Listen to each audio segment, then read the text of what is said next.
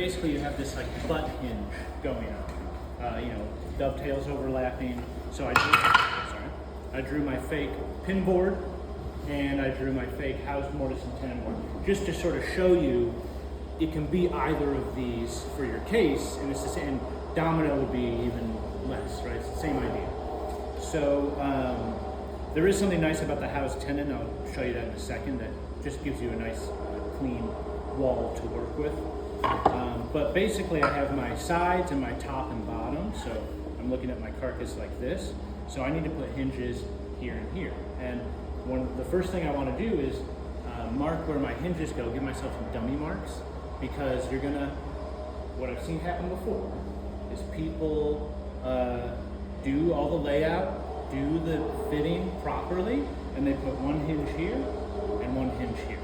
And then you're like, damn it, that's not gonna fit because I need it on the same side. So this can pivot either way, right? So, if I'm looking at the bottom of my case here and I flip it over towards y'all, I can put this hinge right here or right here. It doesn't matter, right? So it's up to me. They're universal in that sense. Has anyone bought these yet? You got a pair? Can you grab the? Do you have it with you? I don't have them with me because Bruce will ship them. I'll just talk about this. Oh, they're still shipping. Nice. Okay. It's been 2 weeks. Really? They said it would ship a business day. They have not gotten it back. Interesting. Yeah. Andy got his stuff fast. I got a hat from them. They have a cool hat. You guys should buy it.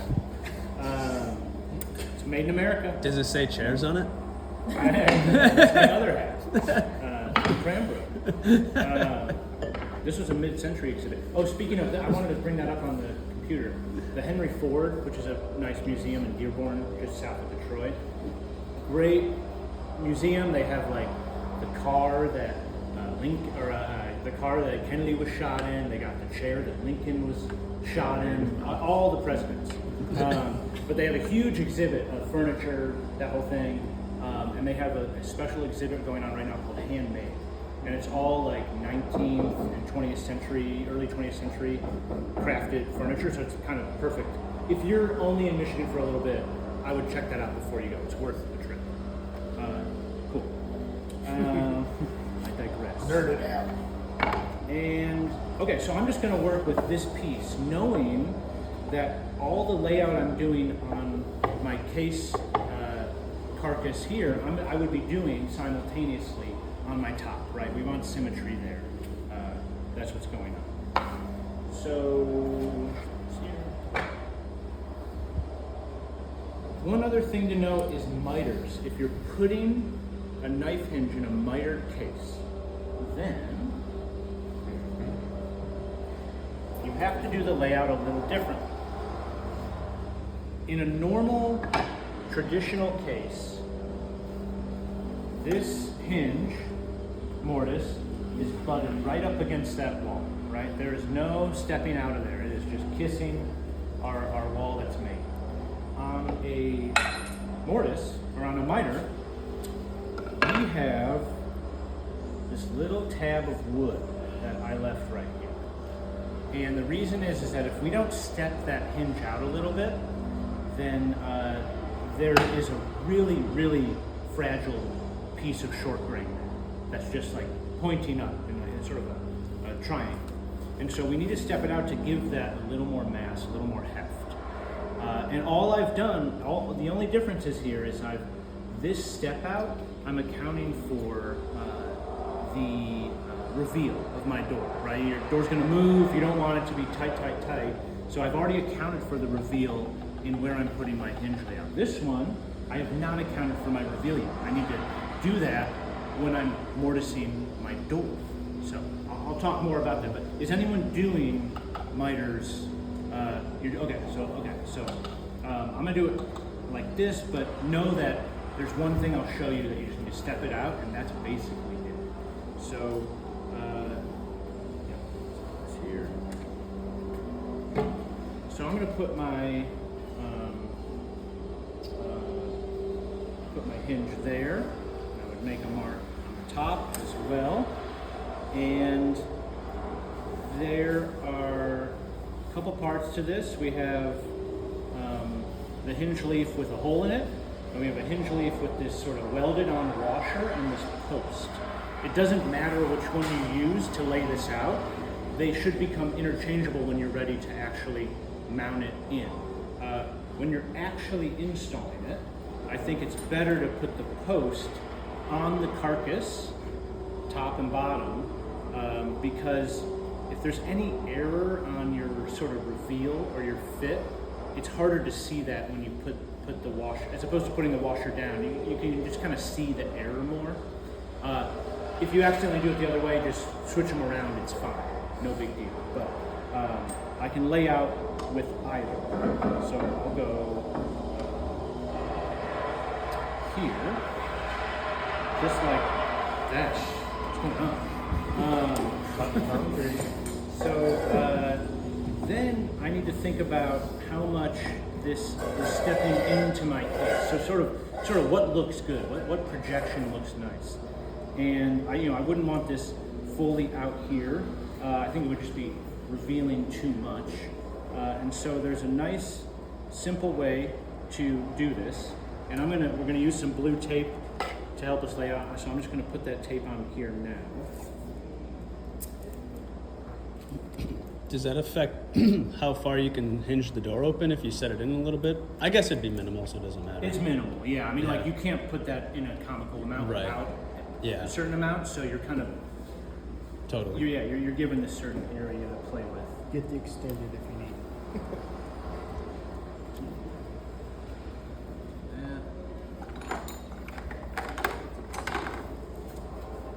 Yeah, maybe I'll order a new one. Check Woodcraft. Yeah, Lee Valley also sells them, Woodcraft, Rockler, so if you're running into trouble, I mean, they're all quality. Yeah, They're all, and Rockler's up in Novi, so. I don't think Rockler sells them on their website. No, they might have them in store. So I want to step this out a certain amount. I want to have my square set so I can sort of have the same step in from my edge. And a nice easy way to do that is I'm going to determine what the diameter of this hole is. And so I figured out with a bunch of drill bits that it's 3/16. Okay, so that 3/16 drill bit goes in there just like that. And I want sort of this half moon projection. And so I grabbed the 3/32 drill bit, which is half of 3/16. And so that diameter, I've now be able to split that just in half right there. And what I can do with that is set this in there, bring it up against my, near my edge, and I'll set my square. I'm trying to do this backwards. Where I can bring that up right there. Set in, make sure that's projecting back. And so if all that's kissing, right, I can then have this sort of setback there. I mean, so again, what I did was I have my 3/32, which is half the diameter of that hole. So if you have a bigger size, it's going to be a different drill bit. And I set that in there.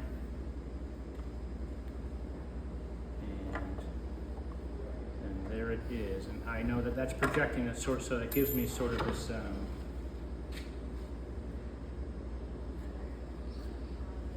half moon popping out. Okay? Just like that.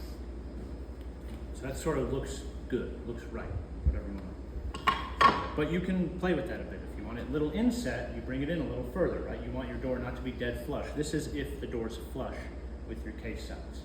If you like the half moon thing, determine that, and then I would just open this up a little bit, and so I could set it back that much further. Okay. Okie doke. So now I've figured that out, and I'm going to take some double-sided tape.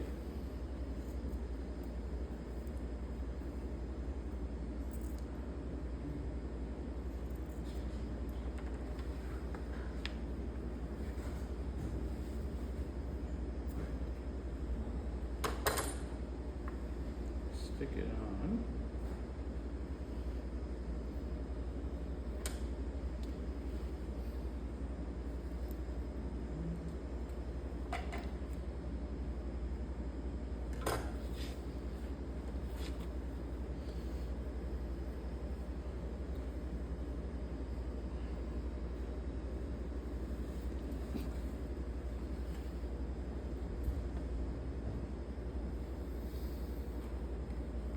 And off. Okay.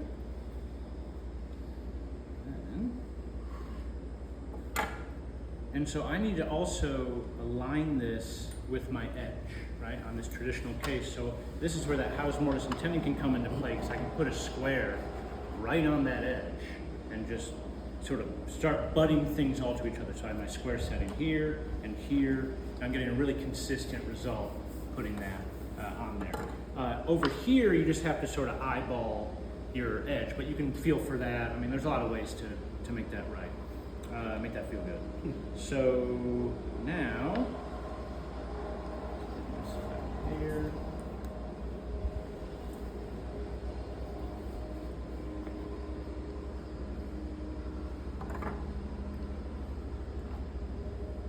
Lock that on, and I'm flush. On a miter case, all I'm doing is using, so this washer, remember, is sort of dictates your reveal. That's what's happening with that's why it's there, that's why it's welded on. And my 4-inch square is about the same thickness as that, so I can use my reveal number with my 4-inch square.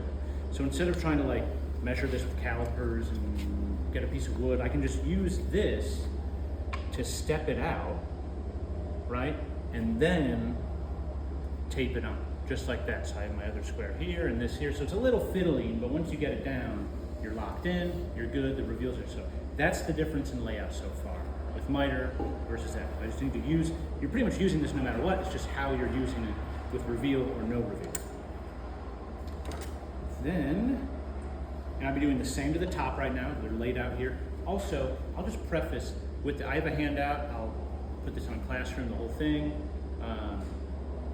Probably do a test one. Just like take a piece of wood and just like go through the steps and be like, let me just go through all these little steps and make sure it feels right. And I'm showing you a nice, careful way to do this with repeatability. If you just want to trace it on and hog that material out with a chisel, that's also correct. But I'm just showing you a way to get a little, sort of some nice clean results. So now I'll take my marking knife and I'm striking the tape. Okay. There.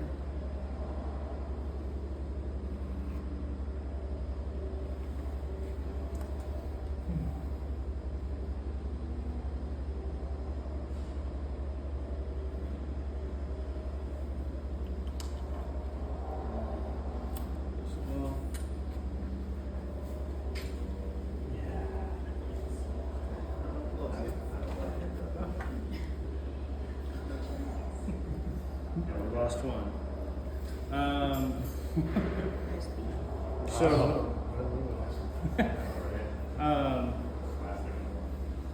what's wrong? There's a yellow jacket. There's a B. Oh, got it. Okay. This demo board. Yeah, I know. I'm like, was it the tape? Can't deal with this anymore. It's blue tape. Yeah. So now I got exactly where I want it to be. So just like how I like to do dovetails, it's right where my mortise wants to be, consistent, easy, and it's a wall that my chisel can find, and I like that. Okay. I want to do one more thing. So this is where you justify the purchase of more squares, because I want to keep this setting if I can, and I'll use a different square to figure out the thickness of my leaf. And I'm going to be routing in this direction and then through. And I need to know how deep to go. I also want to strike, my grain's running in this direction. I want to strike, I want to sever those fibers so that when I'm routing, I don't tear out. more common in open pore woods, but a good practice to do nonetheless. And so I'm just gonna strike it, do this in your vise. There. And I don't want to go too hard or too much, right? This is what the world's going to see. I really want this edge to look good. If I mess up on the mortise a little bit here, probably not the biggest deal, right? But this front edge is really what you want to take your time with. If I'm doing the miter, I need to make 2 strike marks here and over here, right? 1 and 2. I only need to make 1 here because this buds up clean against that wall, so I'm only striking the fibers there. One more note about this. Before I start routing this out, I've put some thin CA glue inside that end grain. And what that did is plasticize the wood fibers. And so I'm able to have a much stronger piece of short grain there, and you'll feel it when you chisel down. You'll feel that resistance from that. So it's a good thing to do if you have short grain you're scared of. It's not just to fix a crack. You can do it. You can prevent that by putting CA glue in the end grain and locking some fibers in there a little stronger. Okay? Like the end grain like absorbs the glue and then it's in there. Yeah, like sucks it in, Right. and then so now and you'll never see that. You know, it's not shouldn't affect the finish, shouldn't do any of that, but it's just making that piece a little stronger. And you know, so why would I not step this in a little more to account for my door reveal? Because this piece of short grain is immediately getting bigger. It's immediately getting wider, right? As it flares down into the miter. This piece of short grain would just stay really thin, has no support. So it doesn't make sense to do that on a traditional case piece. Okay, let's set up the router. We're all with me so far? We're doing our top and bottom. The door's after. We do this first. Router. So it's good to use a trim router. We have a small 1/8 inch upcut spiral bit, but really, and we just ordered some small trim routers that are like the 2 fluted ones. Those are actually even better for this operation. They'll be here soon. I need to set the depth of my cut. I can do this in one pass. It's not a very thick piece. And I want to take, I'm writing on, I'm not just going the depth of my leaf, I'm also accounting for the blue tape. So I'm going to put a piece of blue tape on the hinge. Bring this up. Not that one. This one.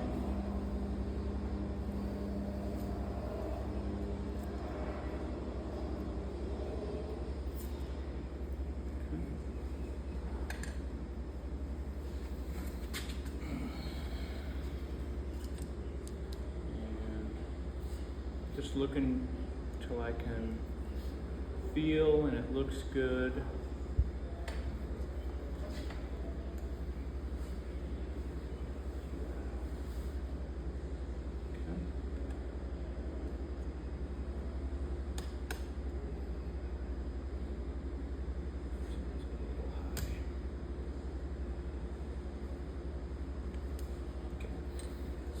Does. And plug it in.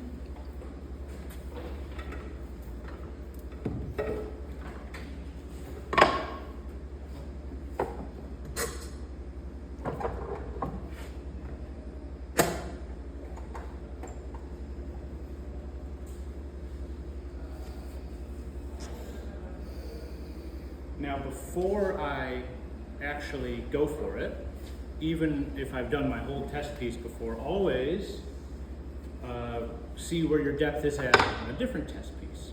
So, can you pass me one of those clamps, please? I'll put this about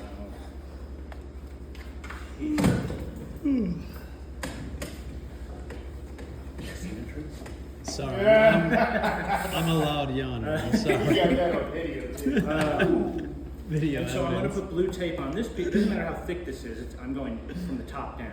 So I'm just going to put a piece of blue tape on here because I'm not just writing on this piece of wood. I'm writing on blue tape as well. So I want to account for that. Okay.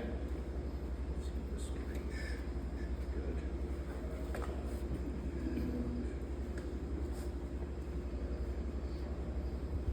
I'll just feather this in.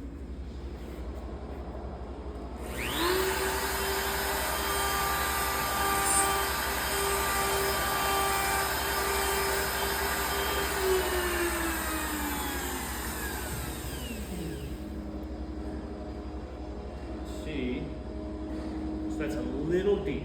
Okay, so I'm gonna bring the fence up a hair.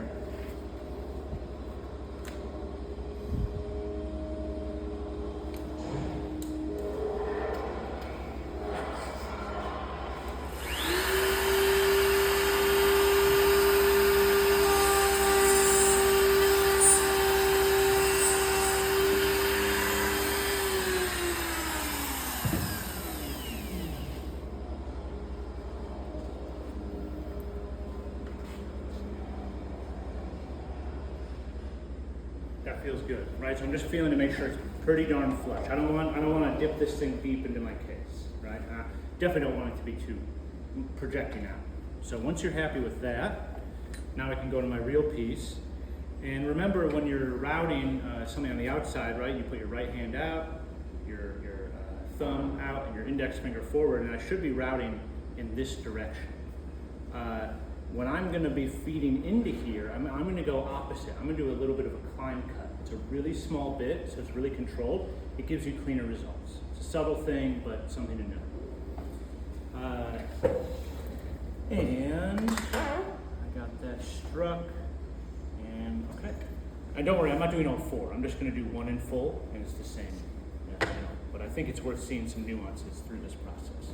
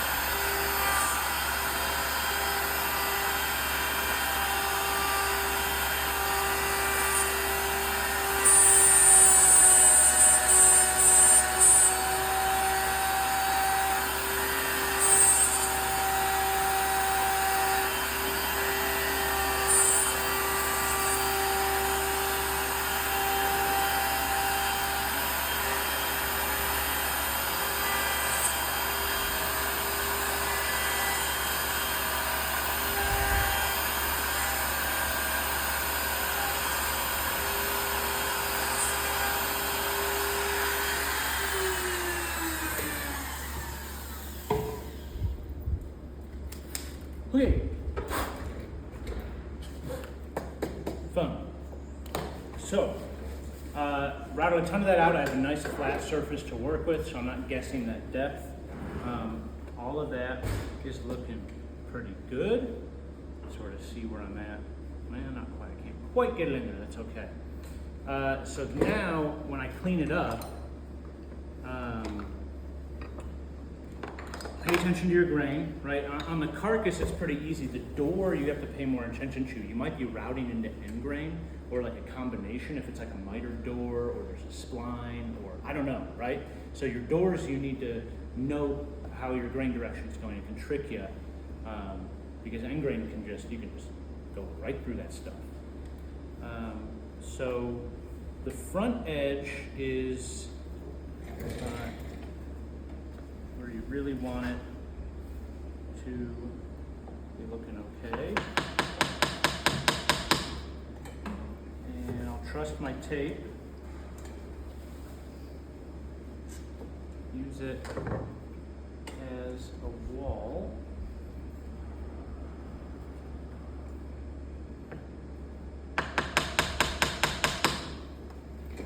And then use a wider chisel over here.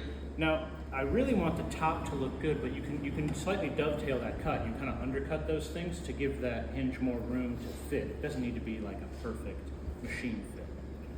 I'm gonna first I'll try and go straight down and see if it is working, and if you need to slightly undercut it, you can do that. Still paying attention to my grain direction. Before I get too close to that edge, I'm gonna sever those end grain fibers.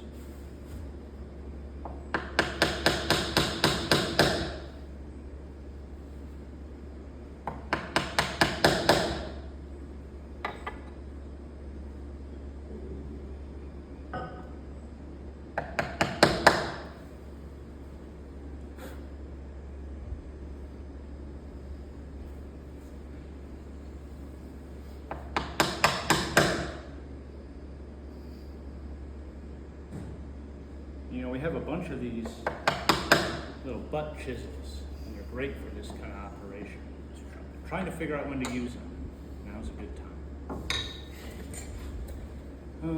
So that's nearly coming off. Let's try and get that stuff out of there.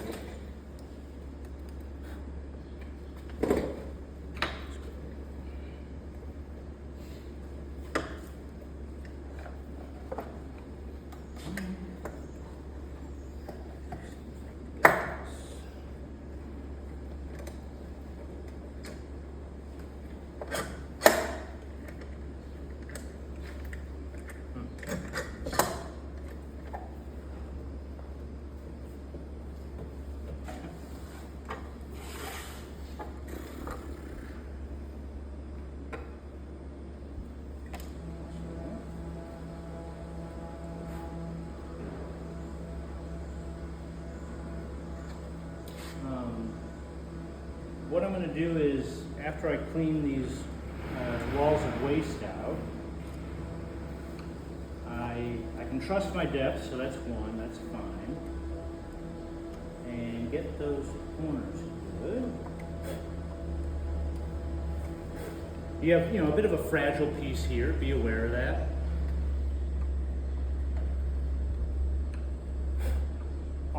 The other thing about this would be doing, maybe when you open your door, you're going to see the hinge on the bottom, so maybe do the top first once you get in the motion of things, and then you'll just little things like that. I could try and fit it. What I'm going to do first is sort of set it in there, right? And I want to be able to sort of glide this across. I'll be able to feel if I have any imperfections sort of bumping out, places I can fix. So about right there. It's a little tight in the middle. Feels good there. So sort of like that portion. And this is where that undercut can come in.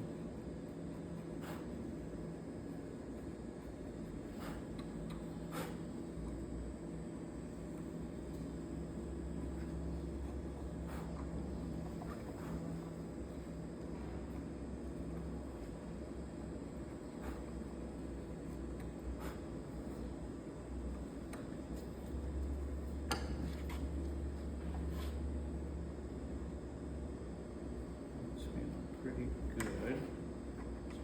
Drill it there.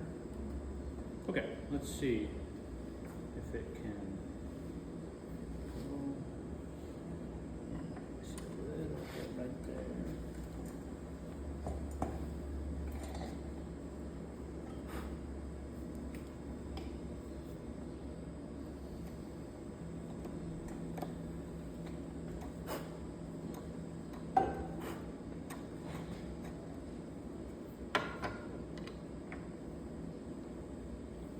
So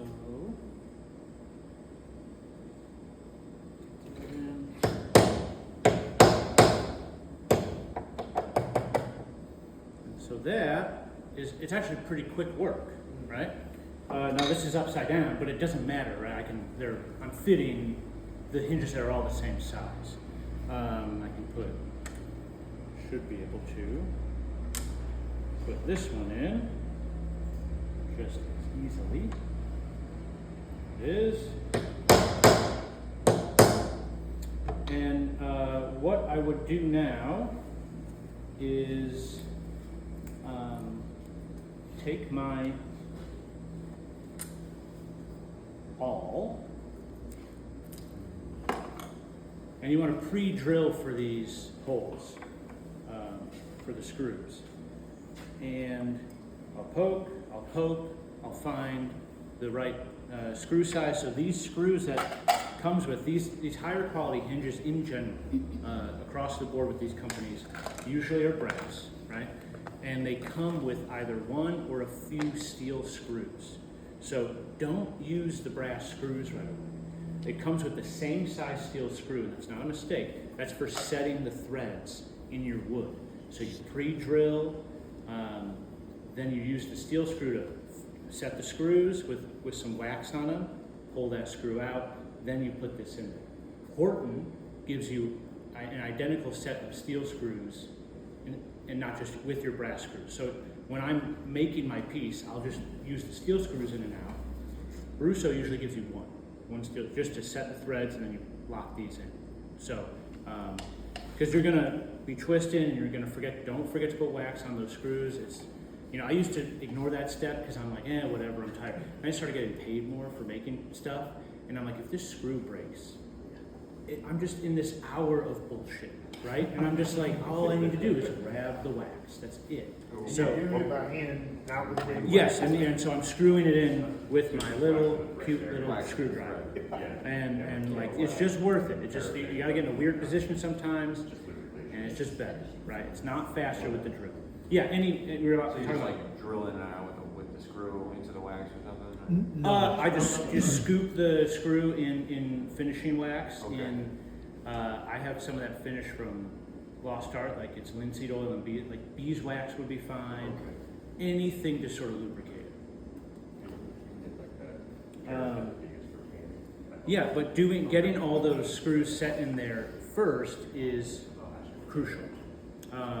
Then I can pull it out, and I'm ready. I can do my whole glue up. I shouldn't have the hinges in there while I'm doing glue up, right? I don't want to mar them up, but I've accounted for that going on there. So do this top and bottom. Any questions on that so far? So for the miter one, you could do it all the way to the edge, right? But it's just, you might as well, because it's supported. Yeah, I it think wouldn't hurt to go to the. Well, you're really risking breaking that little piece of short ring, right? So imagine this. There's no step here, but it's just this little piece right there. Straight downward, yeah. Right, so you're still going straight down into it, so you just give yourself that space. Just let it, there's maybe not. Yeah. This sort of guarantees you're okay. Yeah, so miter this layout. You made it, you glued it up, you're happy.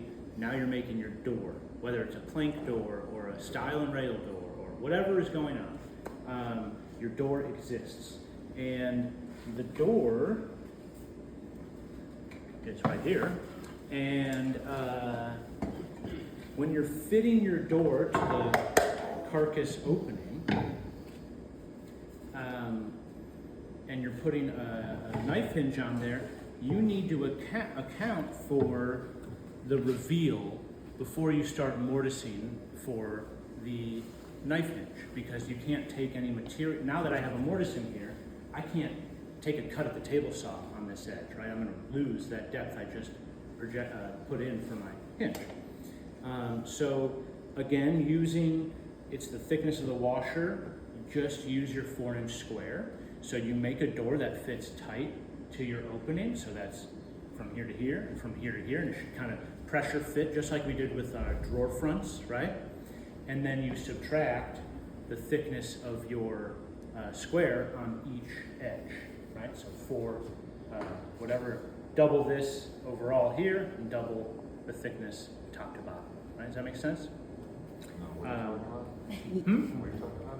I'm talking about, okay, so I'm talking about fitting your door. Okay, I'm there, yeah. Yeah. And so now I want to fit it tight into that opening, Right. and then subtract this twice from each, from the And width and what the is length. that? This is thickness, yeah. this is the thickness of my square.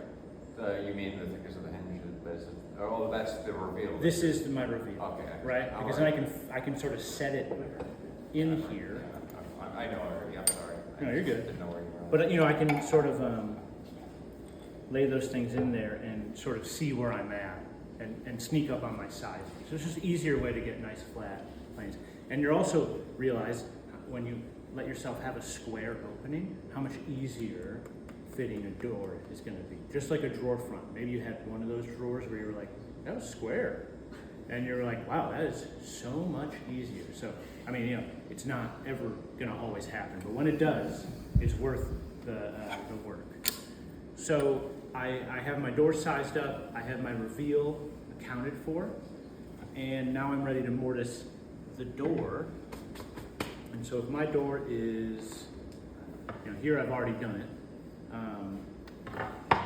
but let's say this is one edge of my door, that's where it's going on. In a traditional case where the hinge is butting up right against the inside of the case, right here, I need to account for the reveal now when I'm laying out on the door. So what I'm not going to do is lay out with this flush, right? I'm going to step the hinge out the thickness of my square. So I'm going to set it about here. And now that is a nice clean wall to play with. And so I'm doing the same thing. I'm putting a dummy mark to make sure it's going to cooperate with where my hinging is going. So dummy mark top and bottom. Then I'm putting blue tape on that area. Right? And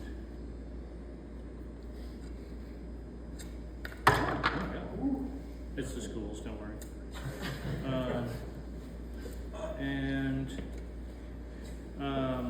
Cutting that off, making that look nicer. And then I need to set this here. My half moon setting is still locked in, so I can set this right here. And now I need to bring the square here. Right, sort of, I would do this in a vise. I'm just trying to show you from this angle. And so now I sort of have this locked in right here, double stick tape, trace it around, and I'm routing it out, right?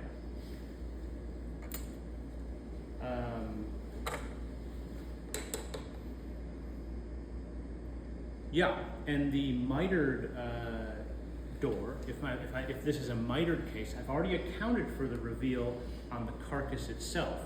So this now is flush with the edge. All right? I'm already stepping the whole door out from the hinging mortise in here. Okay, so that's in the handout I talk about this is a traditional case layout. This is a mitered case layout, right? And then the operations become the same after those steps. Okay? When you are routing this out, and this is why you can do it upstairs.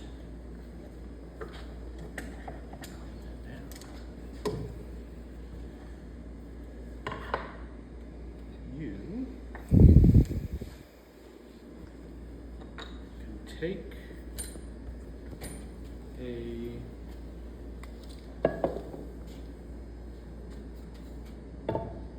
big piece of wood, right? And I'm going to set this about here.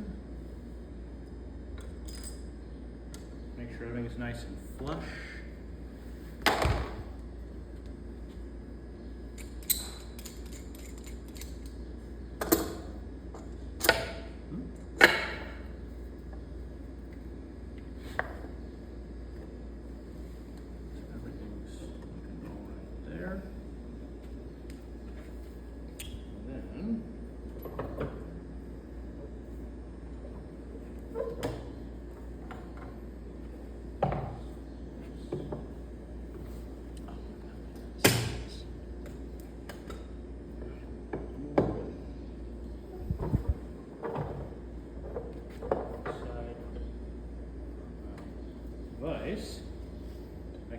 take this off. Because imagine your door being wider, right? So my door is coming all the way over here. And so normally I'd be moving this clamp to like maybe this far over, right? Just to clamp it, get some pressure here. Everything's nice and flush in this orientation. Getting that clamp out of the way, and then using a pipe clamp. See if I grab one big enough.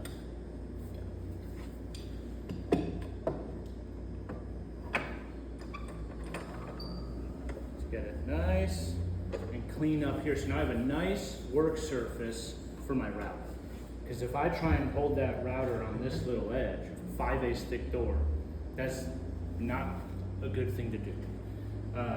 So I can now have this set up here and feed it in and route away, and then do my chisel work right here. Cool? So that's why we can do it upstairs. And this will probably be 2 different days. You'll probably do your carcass layout, and then you'll have to come back a month later and start fitting for your doors, right? You don't expect to have your doors done when you're still gluing up the carcass. So, you got a little more setup to do, but you'll be able to find those numbers close enough. If you need, obviously, I wouldn't recommend keeping your square set to that setting for that amount of time in between. So what you can do is you have your carcass already laid out, or already mortised out, set that in there, and then this is loose. Find it again, and now I can do that same layout to my door. So just like, that's all you gotta do. I think that's almost it. Actually, let's watch one more thing. Any questions on that before I show how to install these, actually install? What's the pipe clamp for? Is that just a? It's holding everything down while I It's just route this, evening right? the So pressure. imagine, see, I'm clamping my piece of wood from this face Right. over here. Imagine this door being this wide, Okay. right? So this half clamp would be all the way over here. So you need 2 clamps in order for the. It's helpful to hold everything down and secure. I don't want any vibration. Cool. Okay. There. And now I'm putting my pin and washer on the actual carcass opening. So let me get my other hinge. Because you'll install this in here.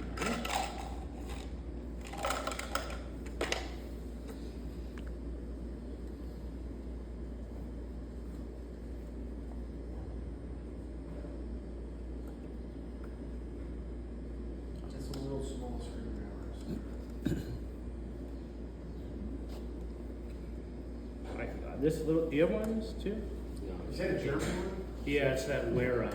Yeah. This set, you guys, ask for this for Christmas. This thing is cool. It comes with this whole little thing. It has a ratcheting one. If you have like a little tiny, you gotta go up in this little corner. And this thing is like $110. It's insane. It's messed up. But well, you're like, wow, I needed that. That was perfect. This is all working out. They do imperial and metric. It is totally worth it, but not worth paying for. Just worth having. Definitely worth having. Do you need that door stop on the bottom if the hinge should Okay, stop we'll talk at about door stops in a second. Thank you for noticing that. Like and subscribe. like and subscribe? So now, I'll just put one screw in there for now. Subscribe button on the bottom of the code. And obviously there's a top and bottom to these. The screw head you want to make sure that's projecting up to account for where your screws are going in.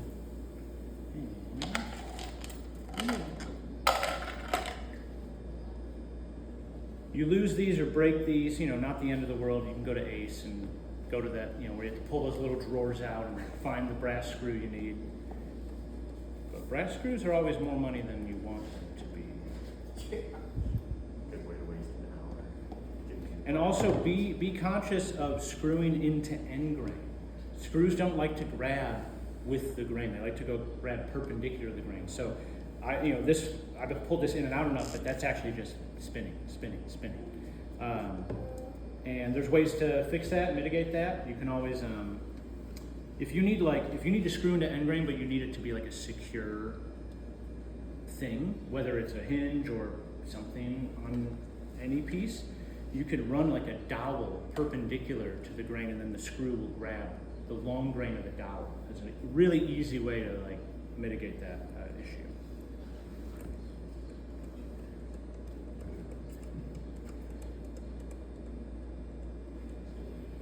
Okay, so my knife hinges are in here, and they're also in, oh wait, nope, did that wrong. See, I wasn't here yesterday, so I'm all over the place. Usually C1 sees all this. Because if I screwed that in, how do you put this in? That's not gonna work, right? So what do you do? So, pull these back out.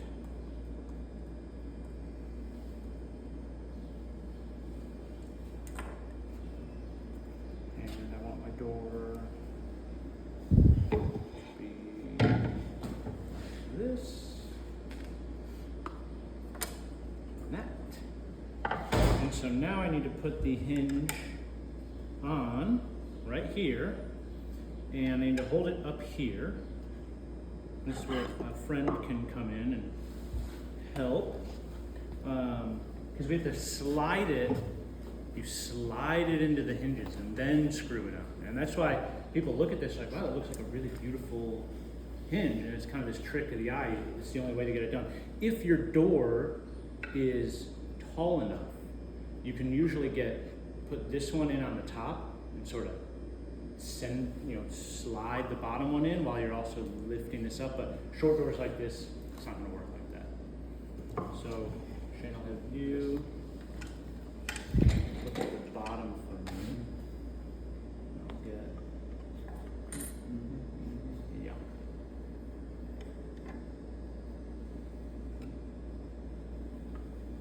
Good. Slide that in. There we go. Right, and so now I can put a screw in there. Get at least one locked in, flip it over, do the same. You could also lay it down on its side. For your cases that are that big, might be what you do. But then you have this, little movement, ideally not much, because the washer is accounting for that, and it locks in. But you see why you have to size your door pretty much fully. I mean, it has to be pretty much in line with this, with what's going on. And so that is how you do the knife hinge. Cool? So one more thing before you guys go. You were asking about sort of door stops. And what we have in here is a ball catch that doesn't function anymore because of, for whatever reason, it's in by the window, things happen. But the way the ball catch works is that this little ball is spring loaded, and it just runs over this lip here. And so it gives you this, you could probably hear it better on the, Yeah, this one's installed properly. yeah, that's the wrong way. Orientation. Yeah. Is it like a push to open type of thing, or? It's not a push to open, no. So a ball catch isn't push to open. It doesn't stop your door. It just gives you the feeling of a door opening and closing, and sort of gives it a certain stop, right? So if your hinge is sort of like, but then So now it's locked in? it's not locked in. Does it like, do you feel it kind of You can locked feel, in? yes, there's Okay. like pressure. So it's like because you're going to install your really light doors and be like, this doesn't feel like my door, because doors have soft close hinges often, and like kitchen cabinets and stuff. And so you don't get that same, it's just, really doors just do that, right? That's all that's happening. So this one should be, yeah, there you go. That's what the ball catch does. So when people open your door, they're like, oh, It's like our minds want it to feel like that, right? We're used to that. So the ball catch is a great sort of traditional thing to put in.